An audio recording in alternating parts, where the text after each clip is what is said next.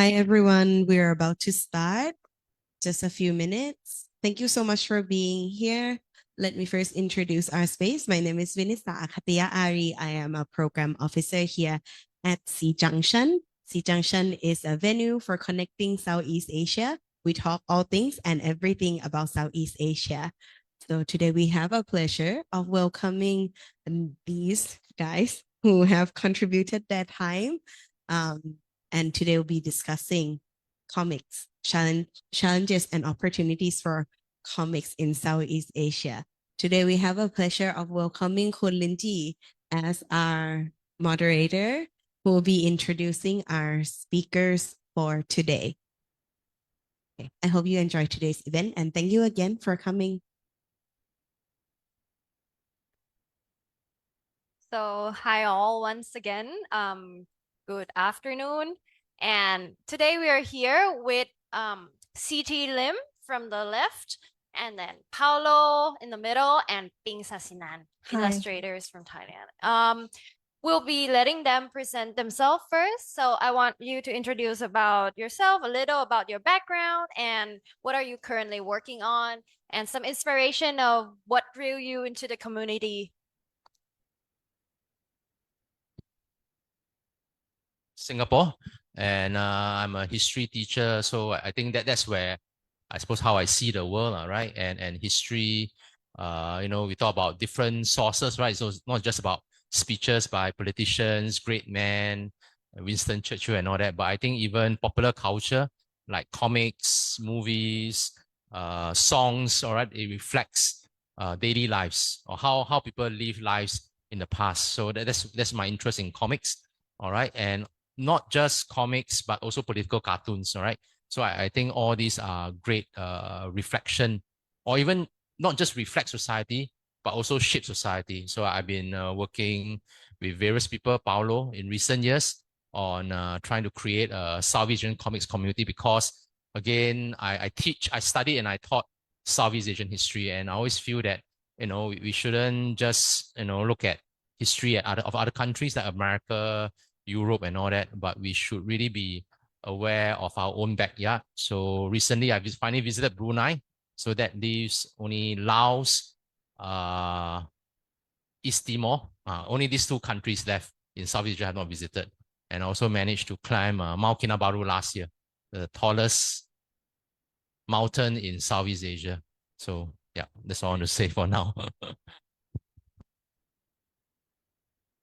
Hello, everyone. Good afternoon. Thank you for having us here today. I'm Paolo Herras. I'm a comics creator. I wrote the book Strange Natives. This one was published in 2016. I've been a comics author since 2012, where I fell in love with the comics community back in the Philippines. So it's a small community that of self-published creators. Philippine comics used to have a very rich and it was very rich history. It was very popular back in the Philippines, especially in the 60s and 70s. That died around the 80s and 90s because the big publishers closed shop. The readership was lost until a group of independent creators, the Alamat creators, Alamat comics creators, that started to produce their own independent work that inspired the whole new generation of comics creators. And as one comics creator that fell in love with his community, we put up the Komiket, which is a nonprofit organization that advocates for Filipino comics. We've been growing, helping grow the Filipino comics community, and we started by organizing comics art markets in Manila and around other cities. We started teaching annual comic book creators workshops, put up our own bookstore, and then put up the Filipino International Comics Festival, where that's how we met CT and Nicholas Verstappen, who's based here, who's the teacher of Ping. And that's how we started to reach out to the rest of the world. Hi, my name is Ping Sasinan. I am a comic artist and illustrator based in Thailand. Basically what I do right now is I create my own comics and also create my own prints and art selling at the art market, and also a freelance illustrator. So doing basically a lot of things. A lot of my comics explore the ideas of gender, my identity as a Thai person, and I often write stories about something that I have in my mind, the question about myself and society and what I am in this grand scheme of things. I think in Thailand right now we have different kind of mainly three types of cartoonists. So there are one like me, which do comics as 50-50. We do comics and we also doing other things. A lot of my friends are like this.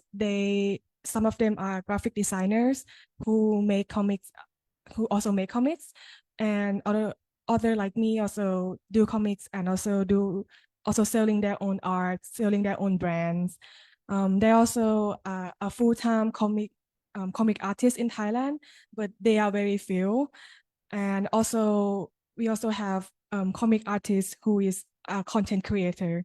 So the problem that we kind of have in Thailand right now is we don't really have a space for a comic artist. We also don't have a strong community right now. And I think as the history of an artist in Thailand goes on, we got stopped by some political events that make the progress of artist stuff.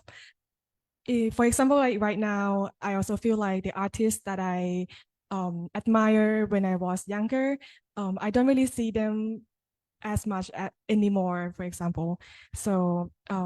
Yeah. I make comics. That's all. Thank you. What I actually saw in Pink's comics is more of like poetic and more emotional, and rather than just using the setting of like Southeast Asia. What do you think Southeast Asia reflect on your characters? Yeah, so I'm kind of this is my lore, my history. I used to study abroad when I was a teenager, and a lot of my characters and my knowledge is coming from American cultures, the West. And when I'm coming back to study my undergrad in Thailand, a lot of my question to me is who I am in this society. So I feel like a lot of my comics reflect that, the idea of the identity of Southeast Asian, because I want to know. I see a lot of artists, for example, from Japan or from Europe. They use their own mythology, their own history to write their own stories. And I wonder if I can do the same for myself. So the comics that I make right now is almost like a quest to dig up who I am, what kind of person I was born, what kind of mythology, what kind of story I was told when I was young, and reflect that into my comics. Thank you. So more questions for Paolo and CT as well, but then we'll just move back one slide, please. So CT, there is also the liquid city that you mentioned continuously as we plan for this discussion. Can you tell us a little bit about it? Okay, maybe before that, I thought I'd just respond to what Ping just said, because I think it's good. We just keep this informal. So actually, you're right. It is her comics are very poetic, but of course, I suppose as a history teacher, I always read into things, and I always read political things, especially in the story that you did for the anthology here, because it is about the past, it's about identity, it's about gender, and maybe how our political reality and our social reality, how it affects us. So I think it's a great story. It's the first story here, so please go and read it. Okay, so for me, these are the books that I'm involved in. And Liquid City is this anthology of South Asian comics that came out in 2010 10. So which means me and Sunny Liu, we saw a call for a story around 08, 09, which is around the time of the Great Recession. I mean, the 08, 09 recession. All right. So when I reflect back, how this anthology is different from this particular one, which I did with Paolo, which came out last year. And I went back to count some stats, and I thought it was quite interesting. Whereby in Liquid City 2, this particular volume, we had 22 stories, but the bulk of it is actually from Singapore. 12 stories from Singapore, 2 from Thailand, 1 from Vietnam, 6 from Malaysia, and 1 from Indonesia. So we only had 5 out of 11 Southeast Asian countries. So again, that's quite limiting, right? And I suppose given the amount of contact we have, that's the best we could do. And in terms of breakdown, again, we had 18 male creators and 6 female creators, and that's in 2010. But what's interesting is the 2 stories from Thailand are female creators, all right? And the one from Indonesia is also a female creator. So I think even to today, as in back then, could be seeing that there are actually more female comic artists in Thailand and Indonesia as compared to other parts of Southeast Asia. Now, in the case of community, South Asian community, this particular book, we have 7 out of 11 countries. So we miss Laos, Cambodia, Brunei, and Timor-Leste. So I just came back from Brunei, so maybe we have Bruneian artists one of these days. And out of the 7 countries, we have 16 stories. 3 from Singapore, 3 from Malaysia, 3 from Philippines, 1 from Myanmar, 2 from Indonesia, 2 from Vietnam, and 2 from Thailand. Total of 10 male artists and 8 female creators. So it's almost half-half. So I think that's a very good sign. But of course, that's not to say it's only male and female. I won't go into the complexities of that, but just for simplicity's sake. So again, when you look at it in Thailand, all 3 are female artists, right? So I thought these are interesting stats to sort of just do a comparison. So I think we have progress, all right? If the stories in Liquid City 2, when I flipped through it, a lot of it was about climate change, a sense of change. I think back then, Thailand had its first female prime minister. Like I said, the context of it was, the 08 recession. And of course, if you remember 2011, 12, you have Arab Spring, you have Occupy Wall Street. So it was quite exciting, all right? A time of change. But when you fast forward to today, I think maybe those times are a bit, are gone, right? Now I think we are really moving into something more conservative. When we did this, I think it was still quite hopeful. When we started compiling stories in 02, 03, and this came out in 04, all right? The main trend I got when I looked through was diversity. But again, what's interesting is the 2 Thai stories inside. To me, they're more about what's happening in society, politically. Again, maybe we are naive, right? I think today's context is a bit darker. I mean, in the Philippines, Marcos Jr. is in power. All right. We just had elections in Singapore. It's a landslide victory for the ruling party, who has been ruling Singapore since 1959. So that's 66 years in power for a single party. So, well, I suppose history is a pendulum. So anyway, very briefly, my interest is always in history, is always in Southeast Asia. So the book I wrote, Guidebook to Nanyang Diplomacy, is more of a fighting manga. It's set in World War I, but also based on historical facts. And the most recent book I wrote, these are all illustrated by friends. I only can draw stick figures. It's Drawn to Satire, which is a comic book about pioneer cartoonists in Singapore. So that's really my interest. So yeah, I think I'll just pass the mic over to Paolo. So, Shamil, can we get back one slide, please? And because you are also the creator as well, not just the creator of the famous Philippines Comic Festival. So I want you to explain a little bit about why do you come in contact with the comics? Like, how did you get to start drawing these 2 comics? My own comic. Yeah, your own comics, and how it expands to like Peacock and the rest of the things. Okay. So My background was always in creative writing. So I was a national arts scholar in the Philippine ISO for the Arts, where I majored in creative writing.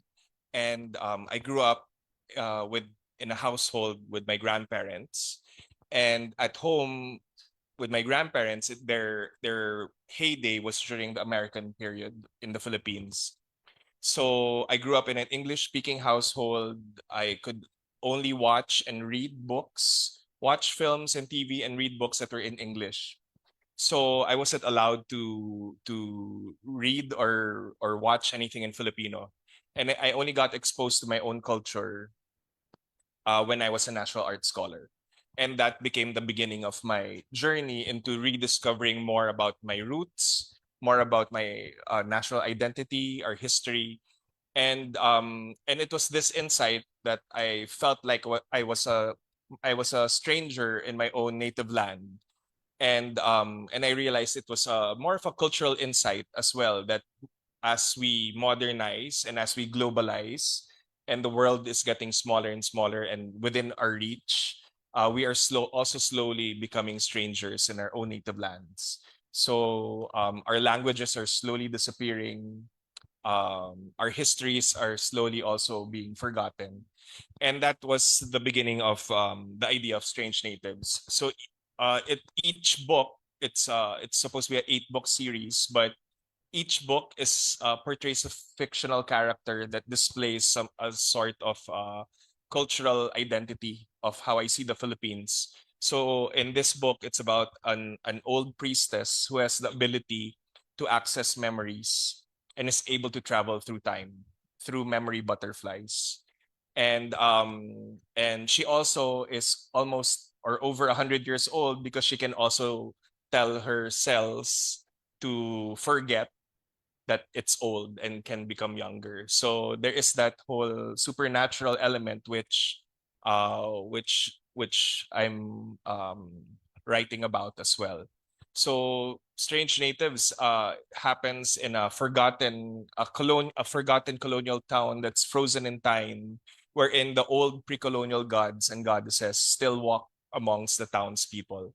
So that's the whole idea of Strange Natives. Um, I got involved into film first. I wrote, directed um, 4 independent films that were able to make it to festivals in Tokyo and New Delhi and Rome and in Los Angeles. And then I came back after the Tokyo International Film Festival with I was broke. As an independent filmmaker. Um, I didn't have any money, didn't have any work, so I went into advertising, and that's how I worked my way up to be a creative director. And there, my art director was into comics. Her name is Tepay Pascual, and her college thesis was a graphic novel, and I shared my films, she shared her graphic novel, and we created one together, which is the Life After Life. So it's actually a film script that we turned into a graphic novel. And that's how I got introduced to the comics community and fell in love with it. Then we put up the Komiket and we started to grow the community, because back then it felt like we were in a bubble, that we were talking to the same readers that supported us and the same creators. So we needed to do something to grow it. So that's where the Comiket came to be. We thought, where can you find more readers for comics? It would be fellow artists who would be more open to our artworks, and that's how we grew our community. By 27 that was 2015. In 2017, the comics creators felt that they were not being read because it's an artist alley type of event. The stickers and postcards and prints would sell easier and faster in an impulse market. So to promote the comics creators, we put up the community anthology, the first one. So this is our 10th anniversary, but this is how we started promoting 20 comics creators every year. We would give away books like this for free in our events. We'd give away 2,000 copies for free. We bundled it with our ticket, and that's how we started um, to promote comics to the general public. But it still wasn't enough. By 2019, the comics creators saying there's still not enough readers, and that's how my connection to film and advertising went into play. That in Philippine cinema, back in 2005 when I started making films, there was only 20 films being produced in the Philippines, and what grew it was these independent film festivals wherein there was seed money that was given to filmmakers to make the films they wanted, and it would make it to festivals abroad, and it would have a ripple effect back home, and more people would be interested in the films. So that's how the Philippine International Comics Festival came to be. We said, who wants to find more readers internationally? And we got our first batch of official selection. And when we announced it in the that we're a festival, that we're the Philippine International Comics Festival, we started to meet other comics festivals around the world. We started to meet comic scholars and editors like CT and Nicholas Verstappen from Thailand. We met the Lakes International Comic Art Festival in the UK, Comic Art Tokyo in Japan, Perth Comic Art Festival in Australia. And in these online festivals, because it was a pandemic, 2020 to 2023, we started to connect and we started to talk about the situations in our own countries and how similar it was regardless of what country, whether you're in the UK or you're in Singapore. There is this lack of support for comics. So if we're maybe in the Philippines, we're lucky that we have a community of creators, because like in Singapore and in Thailand, I think it's just starting to grow, which is fantastic because that was the first step. The next step is you have to build your community to survive, but to thrive, you have to collaborate with other communities. And that's how the Southeast Asia Community Anthology came to be. That because we CT and I and Nicholas and all of the people that we met through the Philippine International Comics Festival, we were already looking at seeing the movements of different countries in Southeast Asia. And hopefully through this anthology, would meet more. So we met Sanmon Ong from Myanmar, a comics publisher from Myanmar. And that's how we met Wu, who is actually based in France because he fled from Myanmar to France. Ping was a student of Nicholas back then. It took us 3 years to publish the festival. And Malon is here also in the floor. Uh, she's also the other Thai artist that's in the anthology.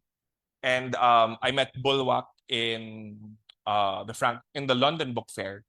I met Lychee in the Bologna Book Fair as well. So you meet a lot of people who just need to be connected with a in a quote unquote community, in a larger community, so that we can help support each other and thrive.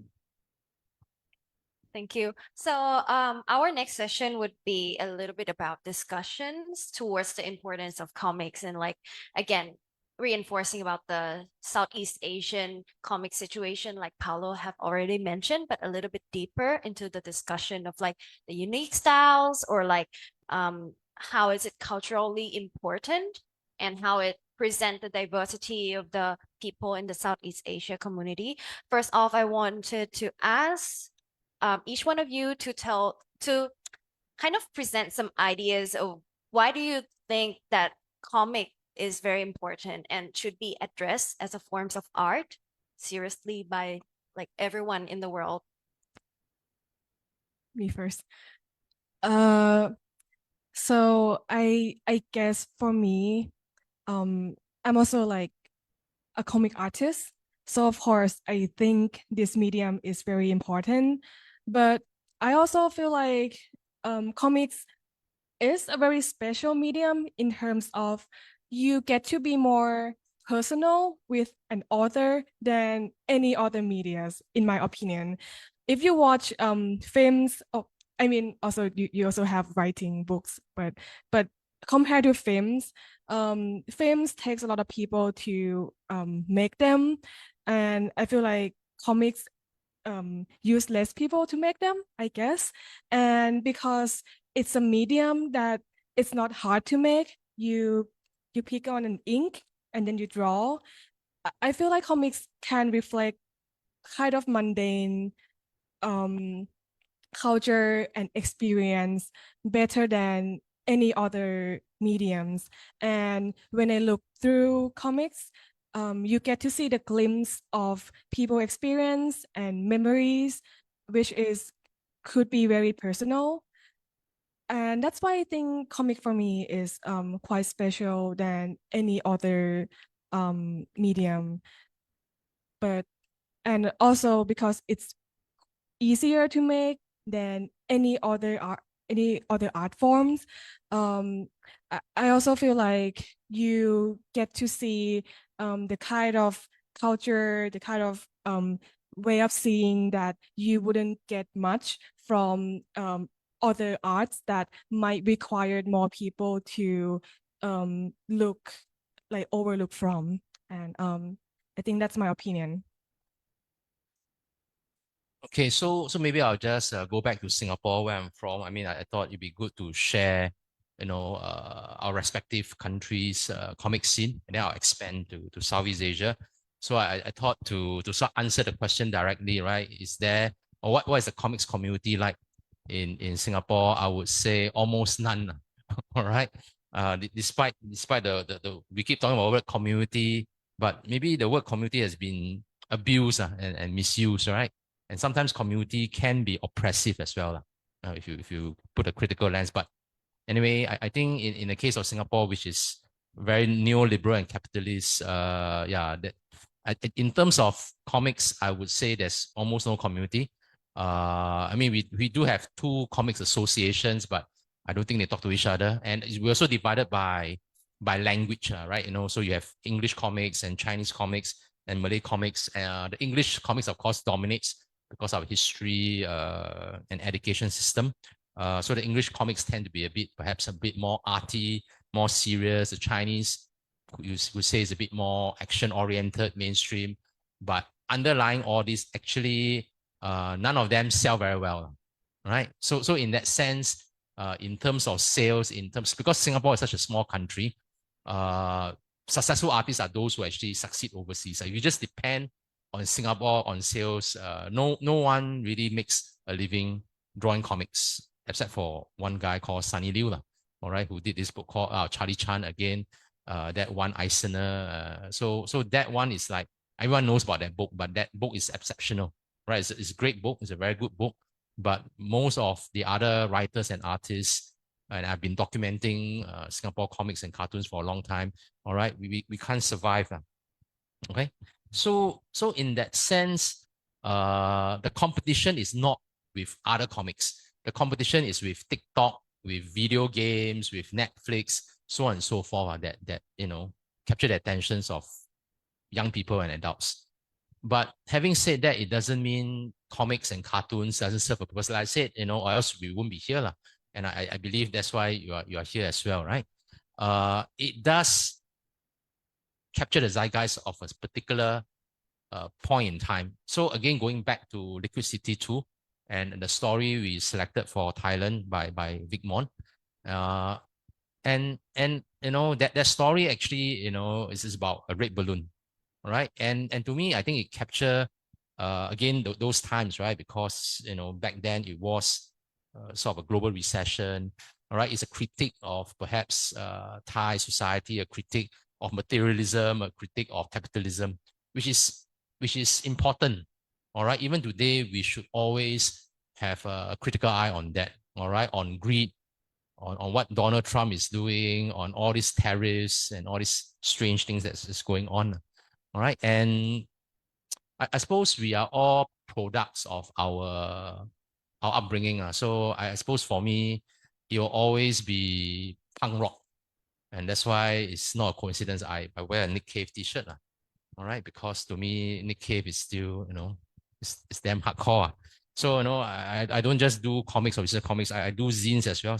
And my zine is called Half Fuck because I just anyhow do. But nonetheless, it's to really challenge certain status quo. I think that's important. And I said that the two stories in community, the Thai stories, I think challenges that. And I suppose bringing up to the context of Southeast Asia, I think this is where comics, together with all sorts of popular culture, can play that role. So I think, of course, this is one way of doing it. All right, and I think this looks great. I haven't got a chance to look through it. It's a competition I think organized by Southeast Asian Junction. I think last year, and I was here in Bangkok in July. I saw the poster and all that. But of course, it's called cartooning the ASEAN way of non-interference and consensus. Of course, that's one way of defining or describing ASEAN. But I think it's not the only way because when you don't interfere, it's only by consensus. Sometimes there are limitations. And sometimes we do need, I suppose, be a bit more confrontational and really speak truth to power. And to me, that is the power of comics and cartoons. Yeah.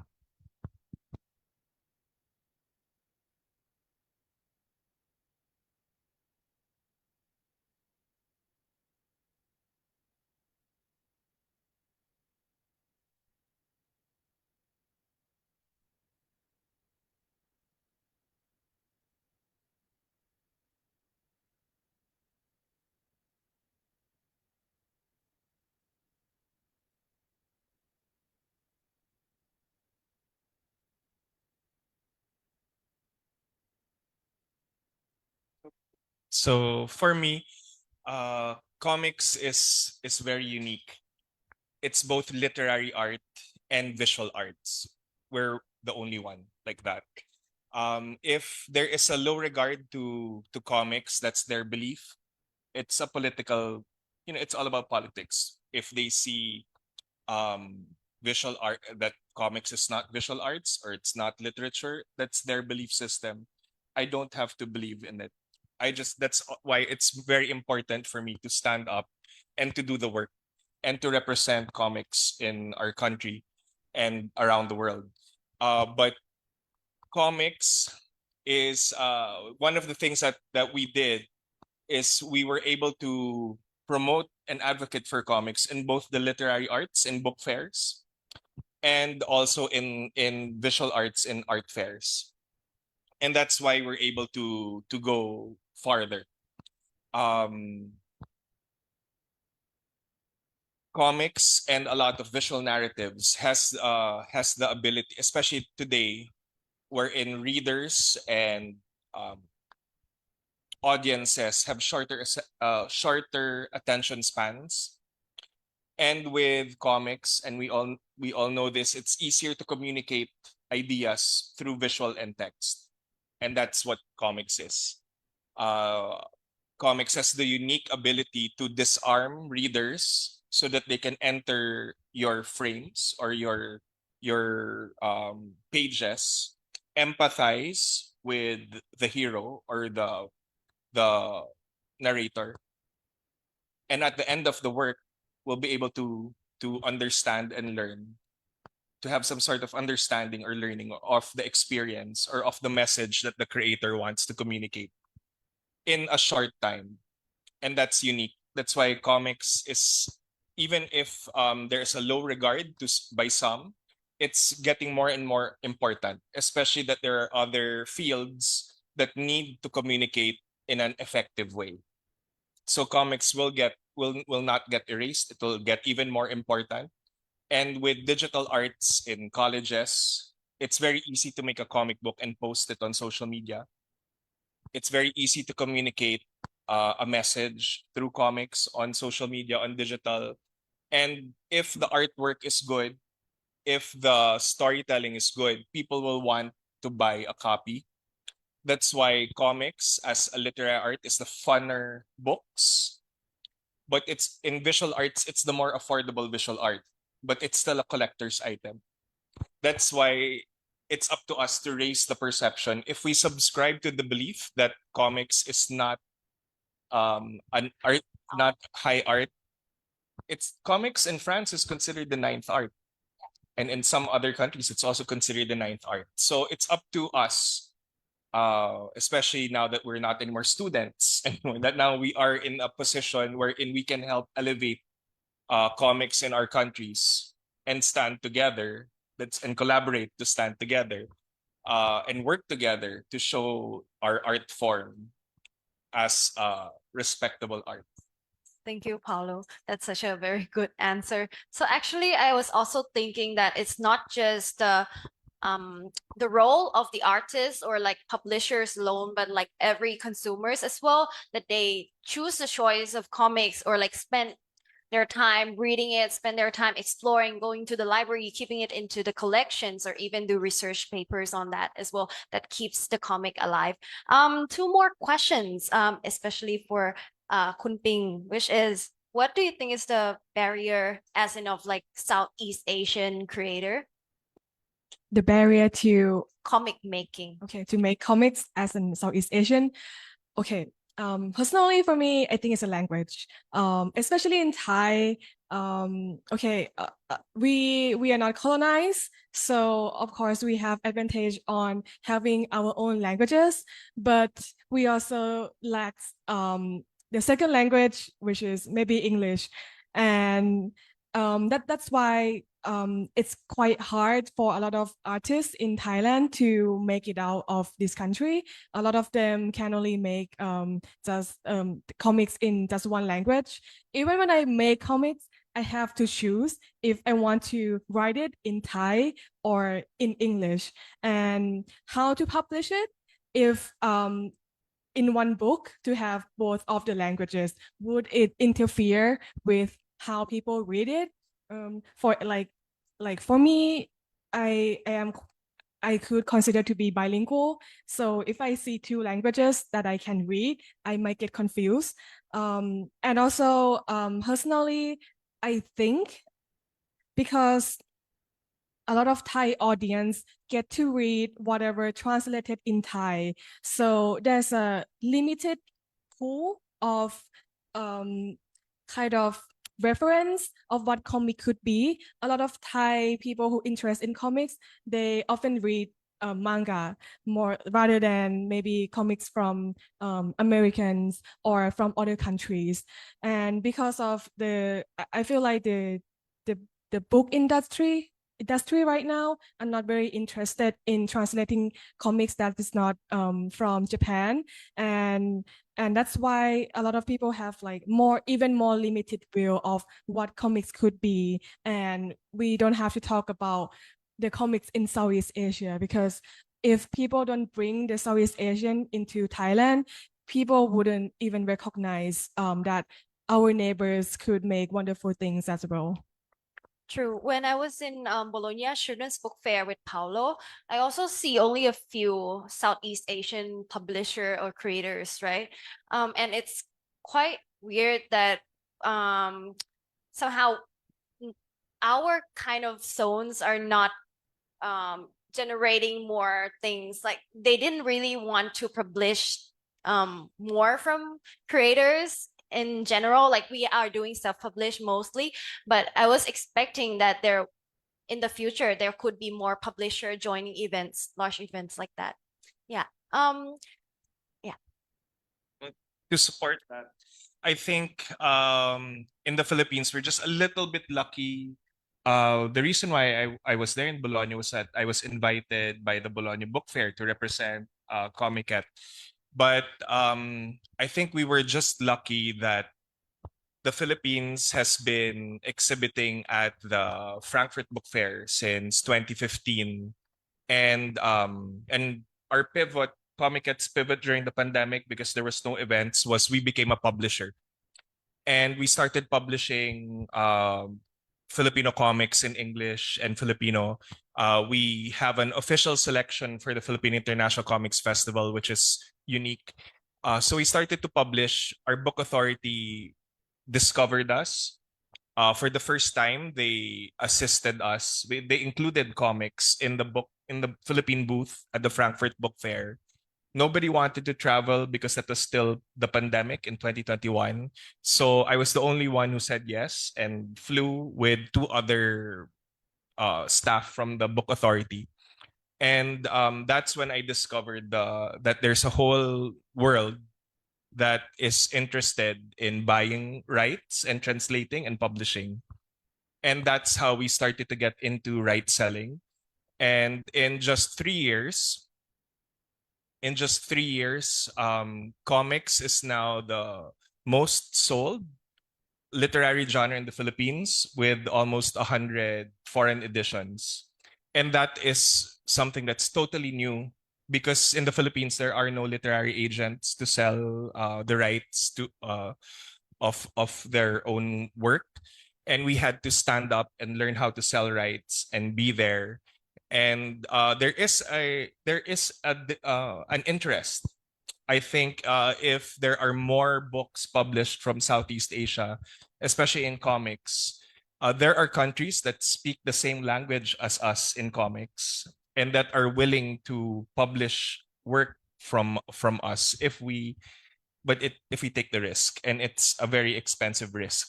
So I can only travel if there's a grant that allows me to go, like Difference Engine in Singapore. They also are assisted by the Singaporean government.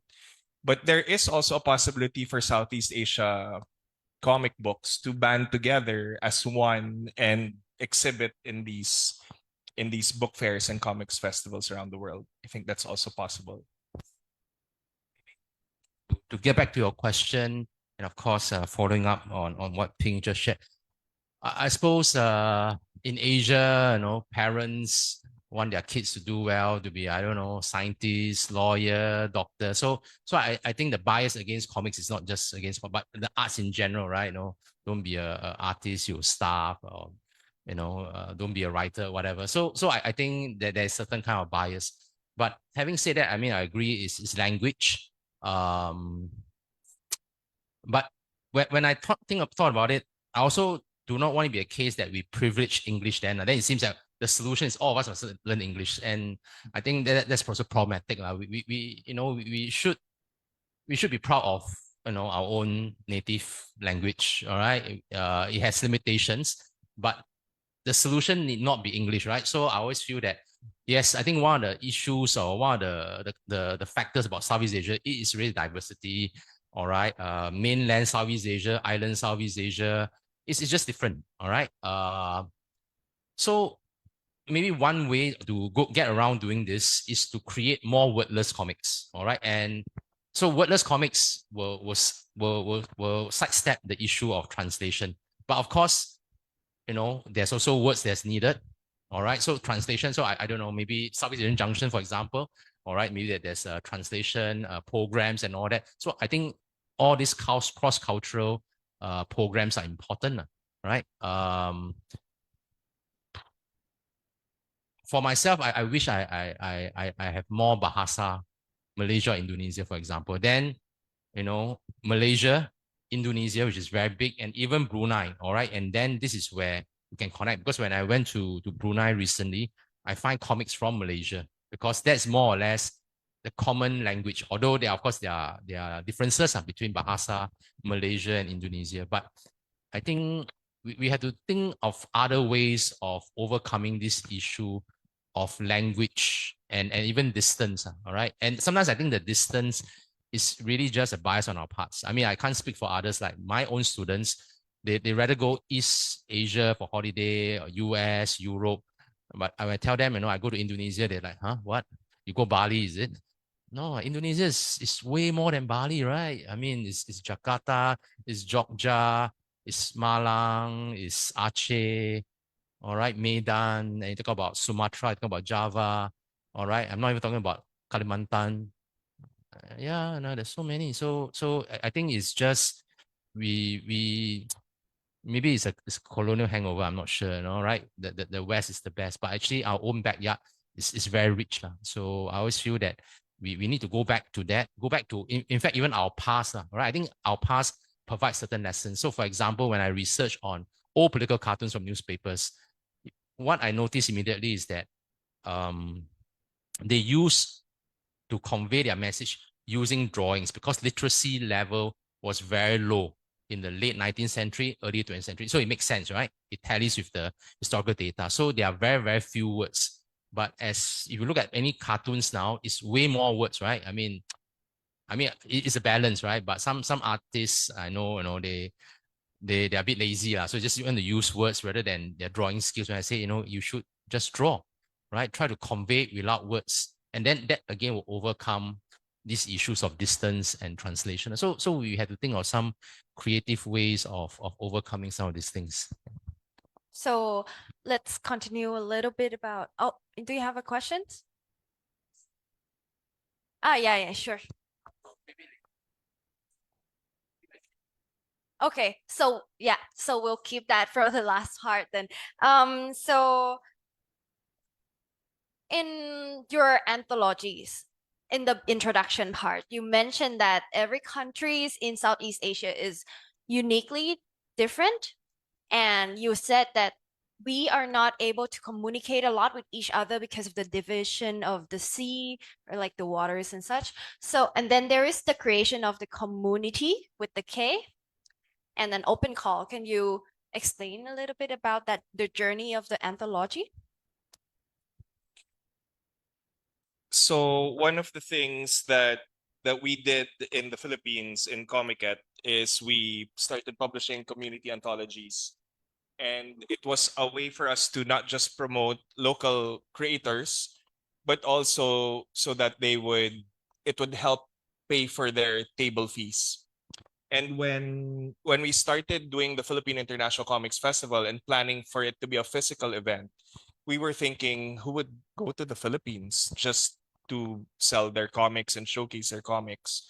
So we were very realistic and self-aware that you won't think of the Philippines when you think of comics. So, but we did know that we did know people from different countries already. And I proposed the idea to CT that what if we have a Southeast Asian version of the community anthology, and we can't afford to give a lot of funding, but we could give a humble honorarium to those that made it, and that would make it into the anthology, and offer them either that humble honorarium or a round trip flight to Manila to attend the festival with a free booth, so that they can not just be part of the book launch but also showcase their other works for free. And that worked. I mean, it took us 3 years to get there, but because at first we couldn't find anyone from Vietnam. It was hard to find someone from Myanmar and even Indonesia. We weren't able to. We talked to a lot of people, but to be interested in joining, it was a challenge. So that's how we started. It took us 3 years, just in time for the festival last year in July. And that's where we launched the anthology. Maybe just a very short point that I think in all things we do, it's always a human endeavor. It's always that human touch, that human factor. So of course, we managed to find a lot of art. Some artists connect online and all that. But you talk about Vietnam, for example. You're telling me that we needed a Vietnamese artist, and I asked some friends. And in fact, I make a trip to Ho Chi Minh City in June 2023. Then I met the artists we selected. Then of course, for Malaysia and Indonesia, I know it's called old friends. So again, people I've met over the years, and we have stayed in touch. So I think it's always whatever we do is always human endeavor, and that's what makes comics interesting, right? Because it's always a collaboration. I mean, of course, you could be the writer and artist, but often the case is a writer and an artist working together. Yeah. So Kun Ping is also the first artist in the community 2024 book. And can you explain a little bit about how you get in touch with Paolo and CD and the stories or coming up with the colors and process of doing it? Okay. So I started to make my own comics, which is in the back. After I see the post, what's called like asking submission for a comics, and the comics themes, I think, is breakthrough. So the comics require to have a scenes that have the breakthrough sequence in it. So when I make a comics about this one, before the curtain calls, I have a lot of questions about who I am as a Thai person, and I'm also very interested in like a mythology of Thainess. When we talk about Thailand, we think about someone from, usually a farmer, living in the rural areas and having a rice field. And as a person who's grown up in Bangkok and I live in a condominium my whole life, I I often feel disconnected to what I am, and I don't really feel like I belong as a Thai person. I don't feel belong as a Thai woman even, and I make these comics like um as a thought about, but I have always yearning to be one of them. And what if I am one of them? Would I be happy? And that's why like it's rolling into this comic. When I make comic, I usually write first and then I come up with visuals. So I write a dialogue for these pages, and then I start searching for my inspiration and reference. I At the time I'm very interested in a vintage illustration, so that's why I choose this kind of color to evoke like the feeling of kind of vintagey, using like making like a fake brown papers, for example, and because I also writing about the past, so I think it makes sense, and I kind of like just keep drawing it and making it until it's done. So that's become like a final comics that you can read in the community anthology.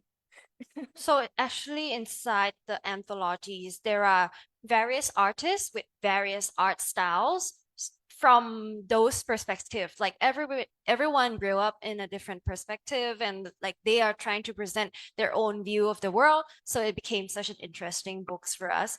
As we're running out of time a little, I want Paolo to be introducing a little bit about the upcoming event of Peacock before we heading towards the conclusion. Okay, so after 4 years of having an online festival, connecting with different creators, publishers from Southeast Asia, the Philippine International Comics Festival became a real festival last year. So it has an official selection of 10 graphic novel pitches that we develop in a creators lab and publish them, launch them in time for the festival.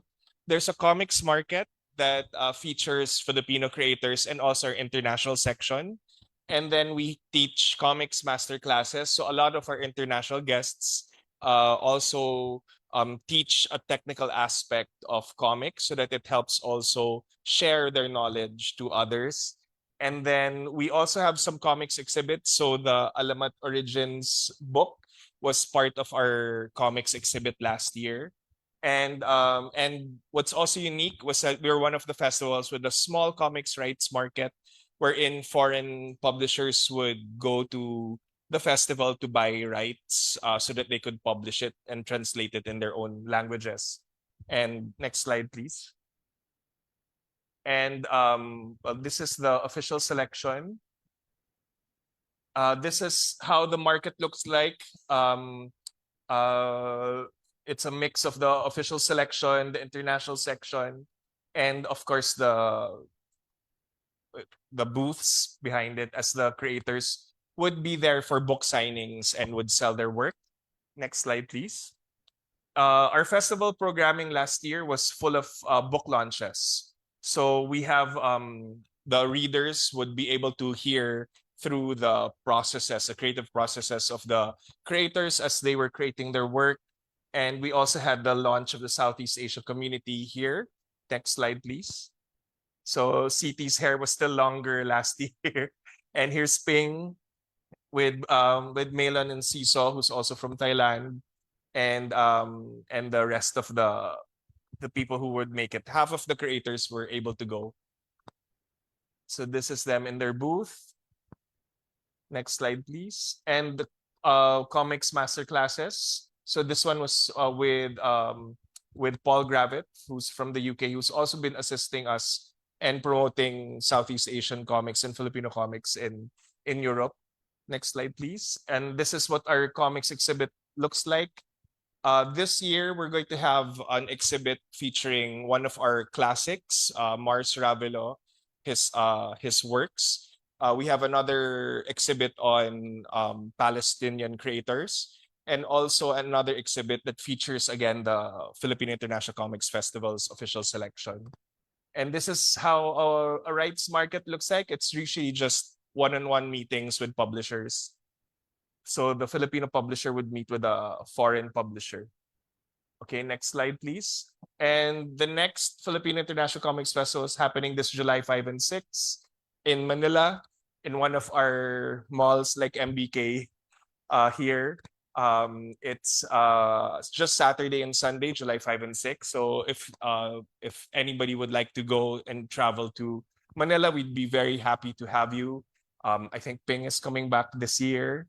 Also, CT will be there, and we have some creators from Germany, Korea, and Japan, and Brazil, I think even. So it's a rare occasion to find other people like you. When I was briefing the delegates last year, a lot of them were worried. I don't know if you remember that meeting. A lot of the creators were worried because they were asking, what type of comics festival are you? And I said, oh, we're an independent comics festival. The relief, you could feel it through everyone. You could feel the relief because when you think of comics, you either think of manga or you think of Marvel and DC and superheroes, and we're not like that. There are still some, and that's okay. If you do your own version of manga, your own superhero, Marvel superhero, that's totally okay.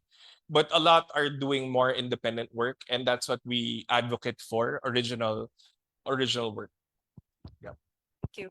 So we're moving on to our next discussion, almost the conclusion already. And I want you all to acknowledge the challenge in your own country, just in your own country. Can we begin with CT, please? I think we need to acknowledge the fact that comics making is labor intensive, right? It's just bloody hard, right? You know, I mean, not to say that, you know, writing, you know, short stories, a play, poetry is any easier, because I'm sure, you know, you sweat, you labor over it. But you know, the physical act of drawing a page, you know, so every time I come Bangkok and ask, I'll text Vicmon, can you meet? And then she'll say she's very busy and she has backache, you know, like because you're not working nonstop. That's the reality of a life of a comic artist, all right? So I suppose, you know, we just need to come together, try to work together, attend each other's events, and again, you know, kudos to Southeast Asian Junction for inviting us. This is really great, so that you can get to share with you. And of course, as Paolo say, you know, we also like to invite you to Manila. I know if you have a chance to. So I think it's by attending each other's events, all right. Take it as a short holiday, take it as just a short break, and then we get to learn and you know, to know each other, and then maybe projects might come up. Yeah. In the Philippines, it's very expensive to print. Everything is imported: our paper, our ink, our machines. So our books are more expensive than the books that you'd find in Indonesia or Malaysia, that have their own paper, that print using their own paper. Even Taiwan is cheaper. The printing cost is cheaper. So ours in the Philippines is more expensive. And if the solution is digital in the Philippines, people don't want to pay for digital services. They expect it for free because you can read your comics for free in social media, in the pirated manga sites. So that's why it's very difficult. And that's why the only way for creators to earn is through printed books, other than commissioned works. So, and the right selling only just happened just a few years. So, like what CT said, it's very important to build your community and to collaborate with other communities so that you don't, you can survive with your own community, but you will thrive when you help others. And if we all create these safe spaces for us to showcase our work in each other's countries, it will be more helpful for everyone. Everybody will benefit from it because it's expensive to travel. It's expensive to ship books as well. So it would be helpful to have like spaces where we can showcase our work and sell our work. So the challenge in Thailand, right? Um, I I think like the main challenge is that there's not we don't have enough support from maybe the government. I think we also suffer as a Southeast Asian right now. I I think it's because like um we don't really see comics as maybe as profitable as other form of art, and we are and as like to make a comic is it's also very labor intensive. It took a lot of time to make it. We right now we only have like a few venue that you can make a living from comics. Either you are self-published or you publish with a publisher, which could be a webtoon, so a digital, or with a publisher. But I think like because like to publish without being self-published is very difficult. A lot of people only do self-publish, and I I guess like because we don't have our own platform, we have to use our webtoon platform from Korea, and even maybe a Thai-born want to make their own business. There's not enough money like funding the business, and it's pretty hard to get the wheel rolling, I guess. But I feel like right now I do my own comics, and I also sell my prints at the art market. I think the future might not be as bleak as we thought. As the recent years that there are more art markets in Bangkok than ever, and there's a trend in Thailand that a comics about Thai culture that is not like the mainstream Thai culture is becoming more popular, and a lot of Thai like younger Thai people who love comics want to read comics about Thai from Thai own experience. And I feel like this could be like a future forward in Thai comic artist community to, using our own culture, our own experience, and making art that actually reflects the experience of the people currently living in this moment, and, maybe not from the past. So yeah, so hopefully, as the art market become more usual, become more profitable, there would be more venue for artists to make their own living, and eventually they could make a living with just making comics. That's my hope.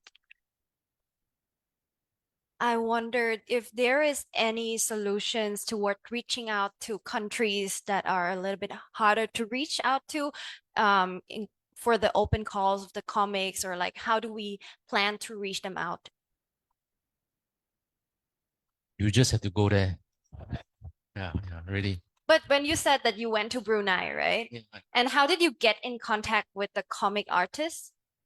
I mean, of course, it's really going through social media, Google search. Yeah, I mean, but of course, nothing beats meeting someone face to face. I think that will always be the best. Yeah. How about Paolo? Well, I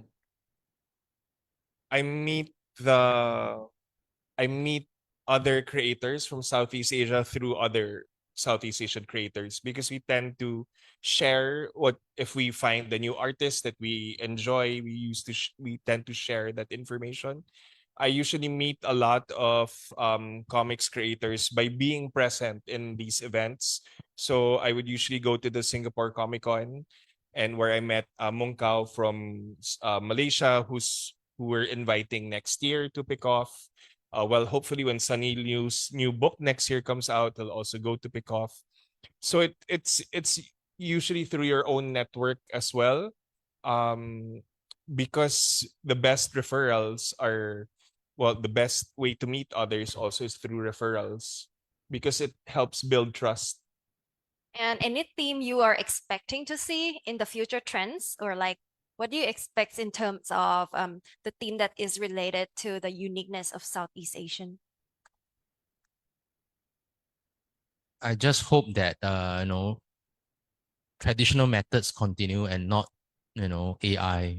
Yeah, I think that's something a lot of my friends are all thinking and talking about that. Yeah. For me, if because I think here in Thailand is there also Shopee here? We So do.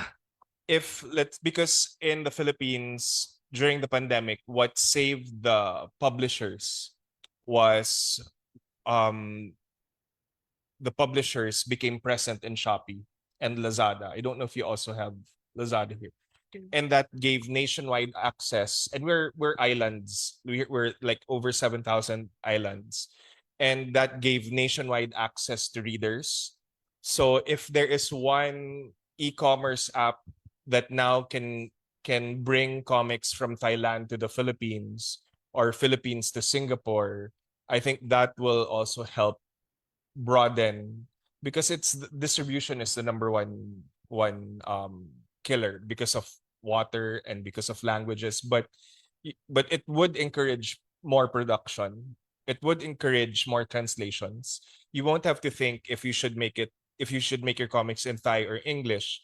It's clear that you could create comics in Thai for the Thai readers, and you could create comics in English for the non-Thai readers. It's I'm just waiting for that to happen. I'm sure if there are products from China that can easily go to our countries, I think it would also be possible for Southeast Asian books and comic books to travel to other Southeast Asian countries. What's the question again?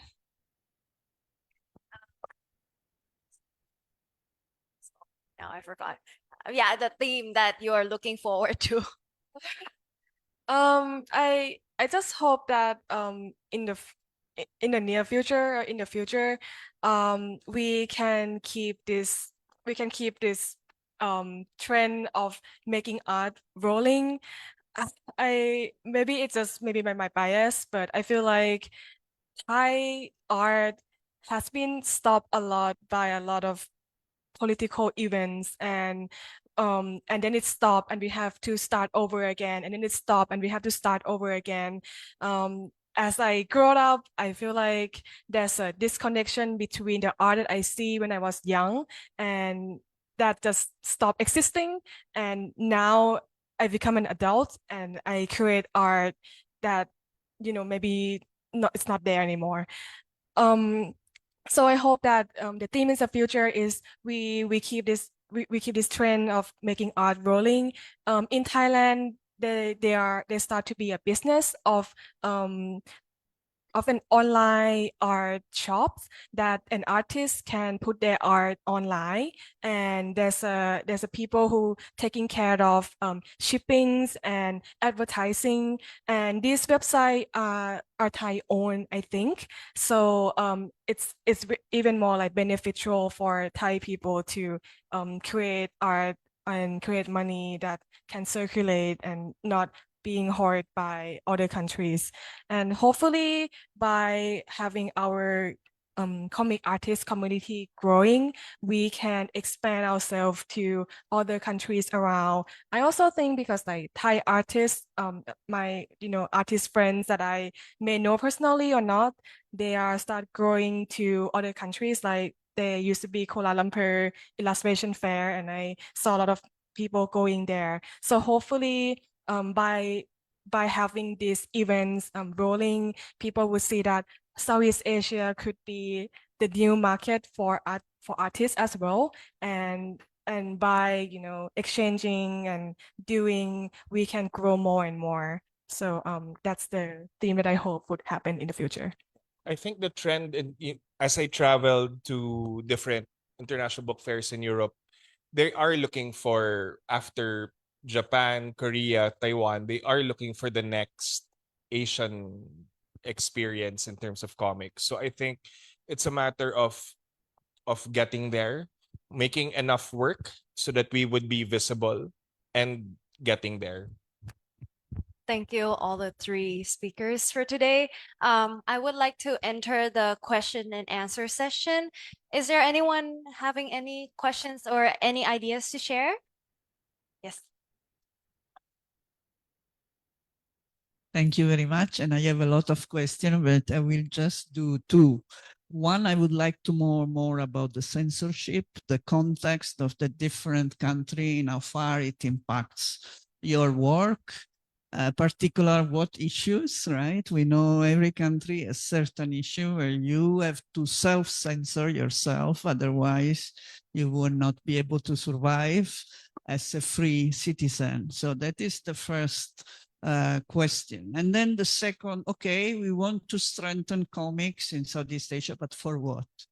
To make more money, to make Southeast Asia artists more visible in the world, or like someone say, to go against Trump and against political activists through comic. I mean, what is really the objective of this effort? I didn't get, maybe there are more than one objective, but I think it's important to be clear why we should invest into creating this community. I think the short answer to that is there'll always be easier ways to make money than doing comics. Yeah, but that's the pessimist. Yeah, that's the pessimist in me. Yeah. Yeah. Yes, I think at the end of the day, any artistic expression is a extension of personal expression. All right, and the personal, of course, will cover political as well. I mean, I was looking at this, and this, for example, this is really great, right? Something like this, is personal, but yet it's a situation that these people or these artists are in that it's not within their own control. All right, so it is a personal expression, because you are in a very difficult position, and you need art to as a form of therapy, as a form of recovery. All right. So I think you are right to say that it's more than just one. The second part, I think definitely the history of Southeast Asia is really about authoritarian regimes, military regimes. I mean, you have a spread of books there. It's not a secret, and all of us have to navigate that, whether it's through self-censorship or to know your OB markers, right? I mean, but nonetheless, I think comics are powerful to point out social inequalities, all right? And even in Thailand, I think there's a bestseller by Sayat on the 1932 revolution, which came out, I think, last year. So there are certain things we can talk about, although it is sensitive, but I think that's all about personal choice and decision, all right? And really working with editors, publishers to navigate that space.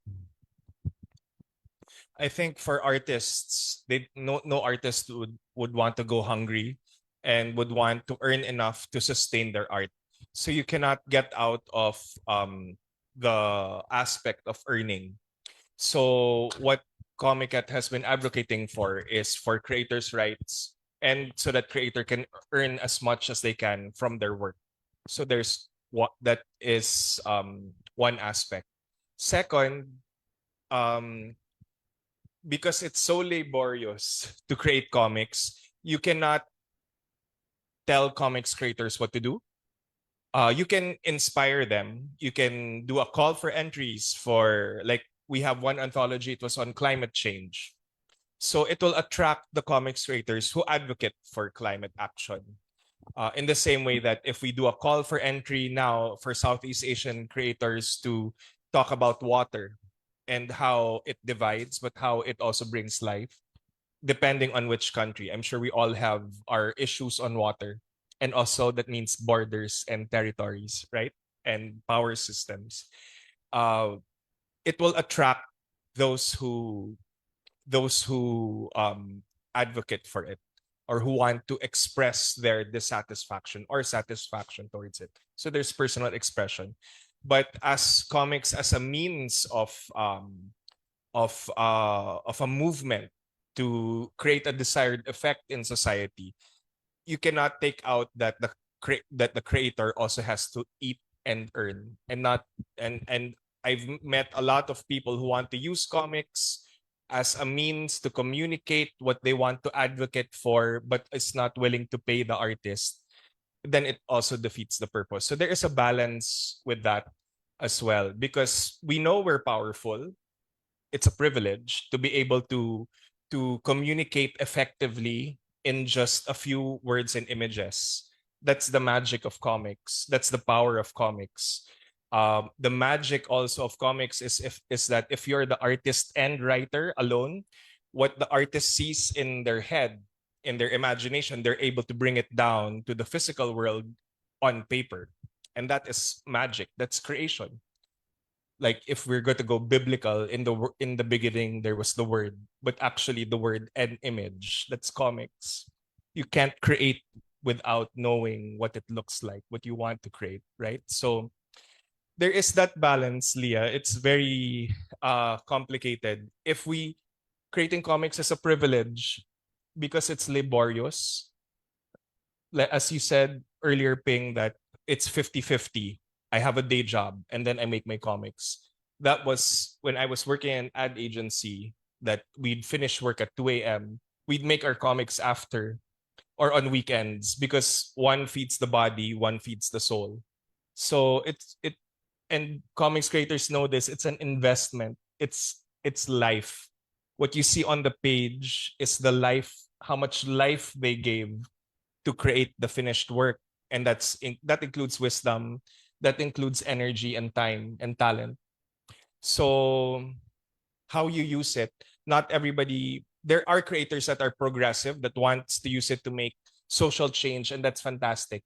But there are also creators that want to create fantastic worlds that they can live in, and they shouldn't be weighed any less than those that advocate for social change, because it's really a dedication of one's life, right? So in terms of censorship in the Philippines,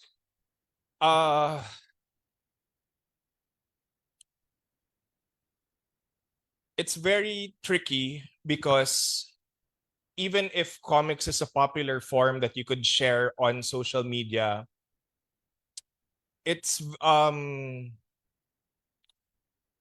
think religion would be one, because in the Philippines 90% Catholic, and there were cases wherein some people, not comics creators, but some people were killed when they criticized the Catholic Church or Catholic groups or Christian groups. So I think that one is a very sensitive topic.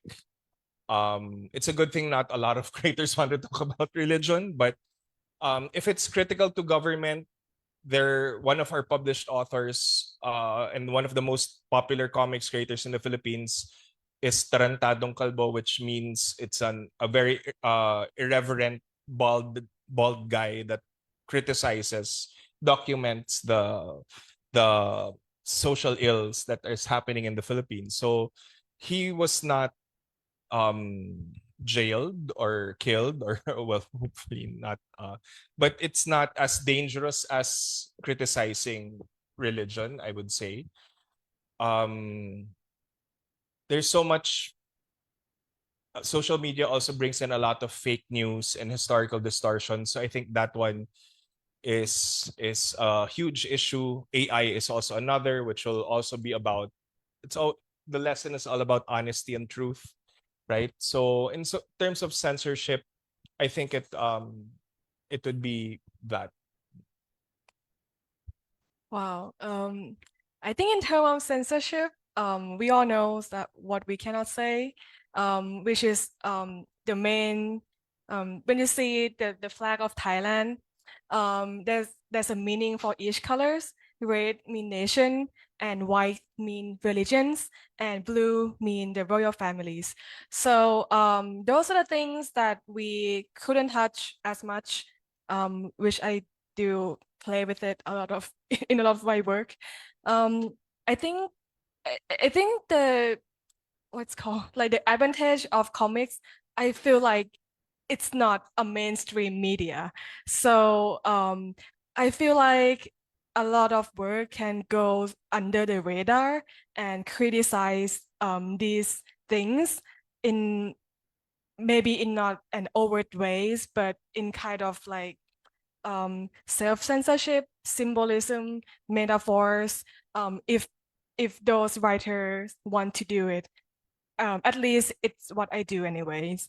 Um, I I feel like I don't know I don't know if I would have any answer to those censorship, but I think as long as this medium is not overly strict by maybe people in power, I would use my voice and my power to continue writing something that I questioning or I want to say or I have thoughts about. So maybe when people read it, they might think about it themselves too.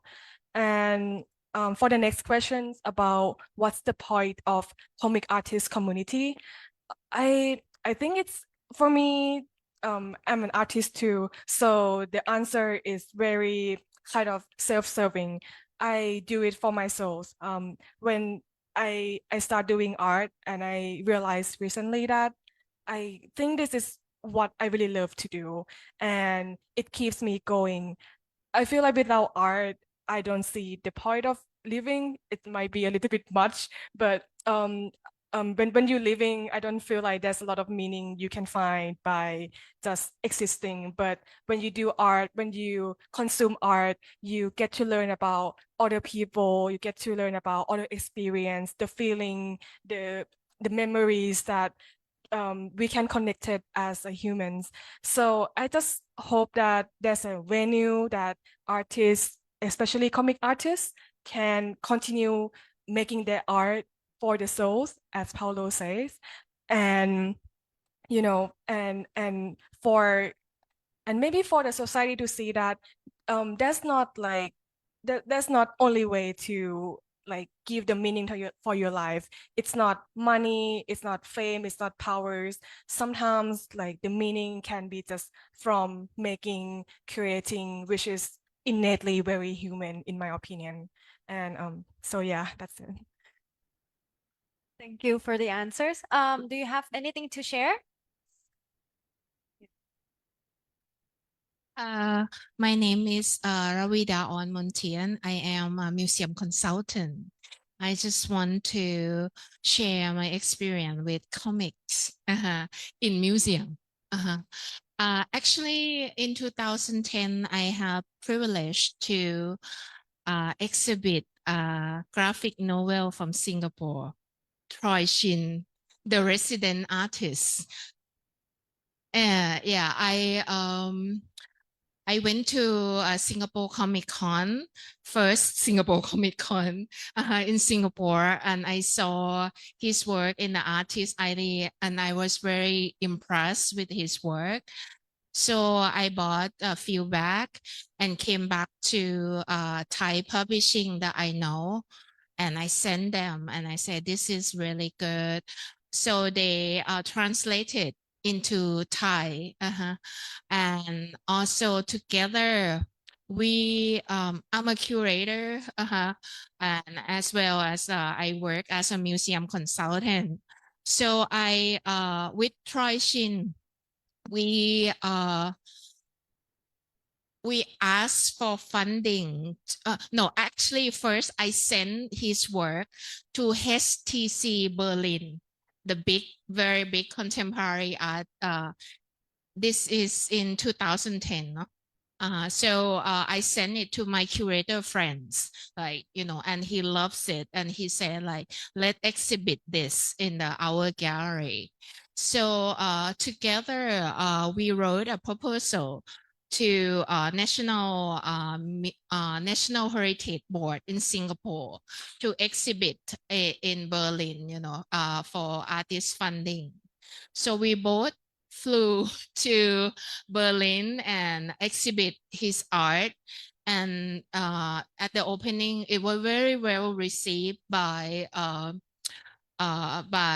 people there, and a lot of people actually what they did with the graphic novel that they cut some scene and make it bigger and and display it. So they saw quite a few of those in HTC Berlin.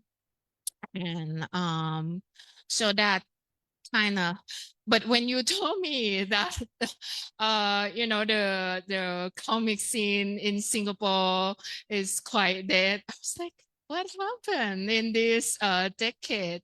And Singapore is a destination for museums and national gallery that have refab it to the new one, and ACM and so on. So those, they're not interested in comics. Anyway, so I just want to tell you that if you want to go in museum, there are different ways to do it, to exhibit your work to Museum Network, or you can talk to me later. And actually, next month, I do the training for ASEAN museologists. They will fly to Ayutthaya, where I host the training. So I'll be seeing your colleagues from National Museum Philippines. There are a lot of them coming, Singapore as well. And so hope that together, I hope to bring comics more into museum setting. Thank you. Thank you very much. So is there any other questions? Okay, hello. So I'm also an aspiring comic artist, and I really do agree with you guys that we now need to, instead of only making our own comics, we have to start making community. But unfortunately, it's a very introverted activity. So building community is not part of our nature. So how can you walk over a little bit of how you transition from being a sole creator into building community, and how one might do something like that in Thailand, for example? Well, something like this is a first. Bringing together people who love the same thing, in this case, comics. And there's a tarot festival at the bottom, at the basement, and you see them, they all love the same thing, right? But they're all different from one another. You enter like you enter any other organization or group. I mean, you be kind and respectful. People are in different parts of their artistry, their artist journey. Some are starting, some are more experienced, some are fantastic, some are catching up. So it's important to always be kind and respectful, because it's not a competition. It's an illusion. It's an illusion that that we are competitors. That, especially for Southeast Asia, it's an illusion that you're doing better makes me not do better. It's an illusion. All of this thing is an illusion. All we can do is keep on working and improving our work, like any other job. The ones that do go farther, do better, they put in the work. They've been working all overtime. I think Nicholas is doing a study he did a book on Thai comics that shows a history that I think is lost. Same thing with the Philippines. So we had to self-learn and train ourselves in the Philippines. So you get a lot of people who are art directors in advertising agencies, or filmmakers, or even doctors and lawyers, that would just come together in a local comics convention or a Komiket, So you have to find that space and support that space, and that becomes your community, helping each other, recommending each other's work, reading each other's work. If it's not in your personality to receive criticism, then that's fine. Or critique others' work, that's fine. But supporting each other's work is already a good thing, because the creator will get encouraged to keep on creating, and that creator will get better over time. That would be the next step. I think here in I don't know everyone in all of the creators in Thailand, but there is an event like BKK Comic Art Festival, which is in October. Join that, start there, meet other creators there, support others' work, promote each other's work. People in the Philippines, we don't believe in critics that much, because a lot of people cannot take criticism, and people just believe other people's recommendations if the work is good or not. So recommend each other's work, share each other's work, and that would help. It's doing good to others, and you will receive the good in return. I totally believe in karma, and in good karma, and a lot of the opportunities that I received is because I also help give out opportunities to other as well. So, but yeah, I just never stopped working also, but that's different. That's personality already, but that's how you build your community. And then always know that find other spaces. So because in the Philippines, we already have a community, and it died during the pandemic. A lot of creators stopped creating during the pandemic. A lot of pre-pandemic creators aren't anymore creating today, but there are new ones that came out of the woodwork. The digital creators, one on webtoons as well. Not everybody goes to print, but it's finding that community and supporting it. And then if you can find it in other spaces as well, and that's what we're slowly establishing, making friends. Like in Singapore, there's CT and there's Difference Engine. In Thailand, there's Boris of BKK Comic Art Festival. There's Jonathan Scott is here, and Nicholas Verstappen is here, who is the teacher of Ping. So it's finding these people like you, just like you, and helping each other out. That would be the next. Thank you, everyone. Oh, ค่ะ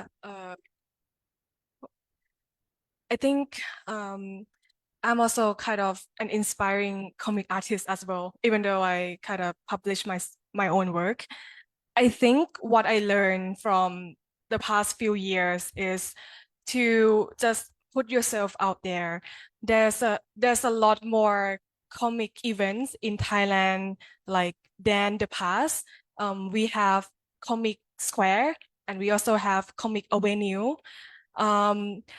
I think I think when you do comic in a cyberspace in social media, you feel like you do it alone and you don't have friends. Or when you see other people's work, you feel like they are your enemies.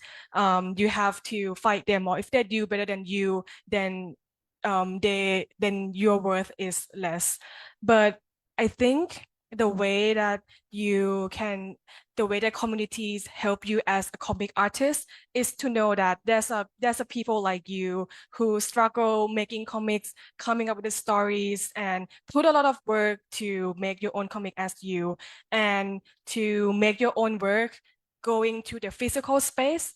And maybe you don't have to do it a lot. You can share your booth with your friends. You can find your friends, you share the price of the booth, and you print just not as much copies as you can spend, and then you just go to this space. When you go to this space, in the booth, you can talk with people around you, people who do the same thing as you. And I think by going to these kind of spaces, it helps a lot with make like finding inspiration, finding spaces that you feel belong, and maybe have more power to push through whatever stories or comic you want to make. And just like Paolo says, be kind to people around you, be nice and be supportive, because we in this kind of social space that we feel like we have to fight each other to make money. But I think people are the most powerful when they are together, when they help each other. And I feel like that's a message that I want to tell every comic artist that I know, that be kind, be together, be supportive, and create. You can do it. Maybe just to, I think we need to acknowledge that all of us wear different hats. So if you feel that you are just a creator, and then that's fine, but we also need organizers and people to connect. So I think that's what makes our community, different people. Yeah. But if you feel that your strength is creating, and of course, like what Ping say, also go out there and promote yourself at events. But but you also need organizers and all that, and other people can play that role. Yeah. And also, a lot of artists, a lot of comic artists are introverted. So even though it's a little bit awkward to talk to them, they are the same kind as you. They are a little bit awkward and introverted. So don't feel bad. And I feel like every artist are happy to have someone talking to them about their work. So yeah. Yep. And one thing that maybe I don't know if a lot of people realize, that because social media gives us easy access to each other, that I can just check your social media and then see how you are as a person and think that this is the real you. And when I get to the event and I see you, and again, it's easy access, because if you're tabling in events, it's like it's supporting the artist directly. So how does these two things work together? Kindness is the currency. If people see that you're a bad person, they will not buy your work. If they know that you are not a good person, they will not buy your works. I see so many careers that burn down in flames because they're bad people, or they do say bad things or do bad things. So I've worked with more than 50 comics creators, publishing them.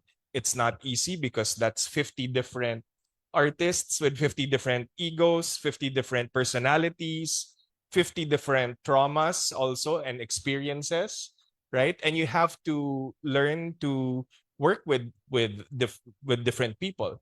So, the only thing I have is a track record of good, honest work, and showing that, okay, I have been doing good work for others, I can do good work with you. And that's why it's very important to be kind and be trustworthy and just do good, and keep creating, keep working, keep being open to developing your work, because the only time that you stop growing is when we die, because we stop, or when a creative death is when we stop creating. So we could go, okay, I want to retire from comics, I want to do something else, then that's a creative death, right? But another creative death is if you have a bad reputation. So yeah. Thank you everyone for joining the discussion and for the inspiring answers as well. Yeah. Okay. I just want to know if maybe one of your future goals is like that. Is any dream in your mind that maybe we will have like international union for comic writers that kind of fight together with like maybe AI problem, copyrights, and other kind of problems that affect our lives? Because like now we are just small communities, but maybe together we can do so much more. Or maybe like not just unionizing amongst Southeast Asian creators, but maybe kind of adapt our work from comics to something else, maybe animation, games, or whatever. Yeah, are these also your future goals? you know that unions are a bad word in in some countries, right? Like really bad, they arrest you and throw you the key. But anyway, I suppose the industry needs to norm itself, whether it's through unions, I mean, of course, or government efforts, but really it's about norming, all right? Just like in internet, on social media, hopefully rational voices will surface, all right? I mean, I given some thought to this AI thing, right? Because, you know, I'm in education. So I feel that, you know, you can't stop technology, you can't stop AI, right? And people will choose to use it. And if you choose to use it, and maybe the answer is values, then just be upfront and say, you know, I'm a lazy bugger, I just use AI, right? Then I'll give you maybe C- for your essay, right? Because you just download everything and all that. But if you improve on it, use it as a draft, all right, and you know, use prompts and all that, then maybe I'll give you a C, and then if you improve on it some more, C plus, you know. So basically, don't make me catch you. I got better things to do, right? Right? All of us got better things to do. But if you're honest about it, then maybe I will acknowledge a baseline grade, right? And then maybe we can apply that logic, that way, that approach to other things as well. So you know, if some people choose to say, I don't mind buying AI art, then that's their choice. We let the market decide, right? But then it's a way of maybe through such sessions of educating or saying that, you know, there is value in traditional, all right, traditional, not just pen and paper, but no digital art, you know, but it's all done by you, right? And there's a value in that, and there's a beauty in that. I think that would be all for now. We have to cut short because it's the ending of the time, but you still have times to consult with the speakers later on after we close the session. Anyway, thank you for participating in this event. Thank you for the speakers, and I'll pass it on to Shamil. All right. Thank you so much. A round of applause for everyone for participating and for sticking through. And thank you for your very thoughtful question as well. I just want to show you this since we mentioned Kabo. He visited in 2023. So this is our donation box. It'll be right there to support our ongoing activities. For comic purposes, we will also have another book launch here, a self-published artist as well for Pride Month. That will be on the 21st of June. That's our upcoming event. And Junction is a space for events such as this, where we talk about things that goes on in Southeast Asia. So we have some snacks over there, and we also have some books to show some support to the artist. There's some books that are written by Paolo that he showed as well. And also, we also have the books that are published by Junction on the previous event that CT just showed, the ASEAN comic competition that happened 2 years ago, last year. Sorry, that happened last year. So that will conclude our time together today. Please spend some time, network, eat some snacks, and look at some books. And also, the nation box will be right there. Please speak, Paolo. Thank you. Thank you, Southeast Thank Asia you for coming. Junction, for inviting us here. Thank you. Let's do a picture with all the speakers and also with Ajalia. And for everyone else, food and snacks will be over there. Please help yourself.